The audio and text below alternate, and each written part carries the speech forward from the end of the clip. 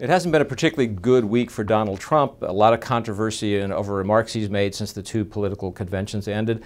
Some significant Republican defections, people in his own party saying they're not going to support him in the presidential campaign. One of the questions has been, what kind of impact will that take? I think we got some sense of that in a new Wall Street Journal NBC News poll that's just come out. This poll has Hillary Clinton with a 9-point lead in a head-to-head matchup with Donald Trump, 47% to 38%. That's up from a 5-point lead just a month ago, and suggests that there has been damage done here. Now, these are early days, of course, and those numbers could still change and could change significantly, but I think these findings raise two interesting longer-term questions.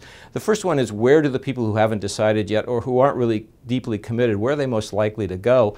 And I think we get some clue to the answer to that question when we asked a four-way race question. When we threw in the Libertarian candidate and the Green Party candidate, Gary Johnson's the Libertarian, Jill Stein's the Green Party candidate, and we found that Hillary Clinton still had a 9-point lead in that situation, 43-34, 10% for Gary Johnson, the Libertarian, 5 percentage points for Jill Stein. So that suggests that as people break late, they may break toward the third-party candidates and away from the two leading candidates, and maybe equal measure. If that's the case, then that's not particularly good for Donald Trump, because he's got to make up some ground. He's going to have to do better among the persuadable voters. The second interesting question is whether there's a ceiling of some kind out there for Donald Trump. He's having a hard time breaking through in national polls above the 40 to low 40 percentage point margins. In our last 3 polls, for example, we've had him at 43%, 41%, and 41%.